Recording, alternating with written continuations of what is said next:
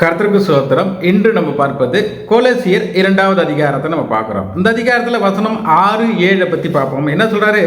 ஆகையால் நீங்கள் கர்த்தராகிய இயேசு கிறிஸ்துவை ஏற்றுக்கொண்டபடியே அவருக்குள் வேர் கொண்டவர்களாகவும் அவர் மேல் கட்டப்பட்டவர்களாகவும் அவருக்குள் நடந்து கொண்டவர்களாகவும் சொல்கிறார். அதாவது என்னைக்கு நம்ம கர்த்தராகிய இயேசு கிறிஸ்து ஏற்றுக்கொண்டு ஒரு ரட்சிப்பை நம்ம பெற்றிருக்கிறோமோ அதிலிருந்து நம்ம எப்படி இருக்கணும்னா அவருக்குள் வேர் கொண்டவர்களாக இருக்கப்பட வேண்டும். ஏனதானமாக இருக்கக்கூடாது, பட்டது படாத மாதிரி இருக்கக்கூடாது.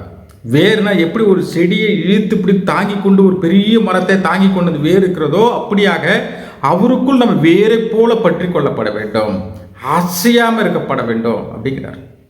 பாருங்க, ரெண்டாவது அவர் மேல் கட்டப்பட்டவர்களாகங்கிறார். அவர் மேல் என்ன?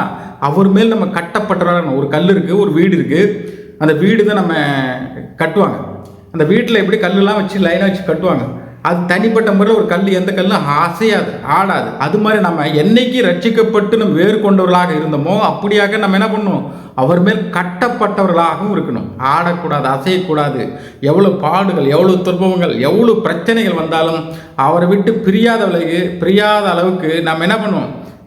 அதே இடத்துல ஒரு நிலைத்திருக்கப்பட வேண்டும் அப்படிங்கிறார். சரி, அது மட்டும் இல்லை. அப்படின்னு கடைசி என்ன சொல்கிறாரு? அவருக்குள் நடந்து கொண்டு அப்படிங்கிறார். என்ன அர்த்தம்? அவர் வார்த்தையின்படி, அவர் வசனத்தின்படி, அவருடைய கொள்கையின்படி நம்ம என்ன பண்ணணும்? நடக்கப்பட வேண்டும். அது நம்ம காக்கப்பட வேண்டும். இல்லை நான் இப்படி தான் இருப்பேன், இப்படித்தானே கிறிஸ்துக்குள் தன்னை இஷ்டப்படி என்ன பண்ணக்கூடாதுங்க? நடக்கக்கூடாது. இப்போ சபையில் ஒரு கட்டுப்பாடு இருக்கும், கிறிஸ்துவர்கள்னு ஒரு கட்டுப்பாடு இருக்குது. இப்படி தான் இருக்கணும், காலைல 8 மணிக்கெலாம் சபைக்கு வரணும், இத்தனை மணிக்கெலாம் போகணும், இப்படின்னு ஒரு கட்டுப்பாடு இருக்குது.